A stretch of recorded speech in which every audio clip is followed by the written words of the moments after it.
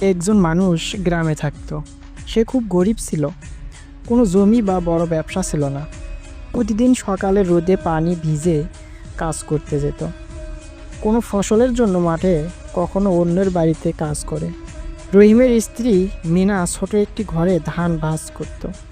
তাদের দুটো সন্তান, সোহেল আর নুসরাত, স্কুলে যেতে চায়, কিন্তু বই পেন কেনার মতো অর্থ প্রায় থাকে না। একদিন গ্রামে বাজারে কিছু খাবার কিনতে গেলে রহিম দেখে অন্যরা নতুন জামা প্যান্ট, মোবাইল নিয়ে হেসে খেলে। তার বুক ভারী হয়ে গেল। সে ভাবলো, আমার সন্তানদের জন্য কিছু করতে পারবো নাকি। কিন্তু রহিম ভালো ছাড়েনি। সে ঠিক করলো সোহেল আর নুসরাতকে শেখাবে কিভাবে নিজের ক্ষেতে চাষ করতে হয়, কিভাবে ছোট ব্যবসা শুরু করতে হয়। সে নিজের ক্ষুধা ভুলে তাদের শেখালো।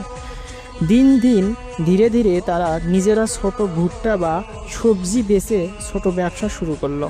রহিম দেখলো সোনালি হাসি নিয়ে তার সন্তানরা স্কুলে যাচ্ছে এবং গ্রামের মানুষও তাদের ব্যবসার সাহায্য করছে।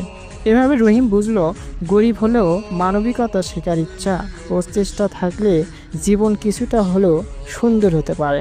বাস্তবতা ও কঠিন, কিন্তু আশা কখনো হারায় না।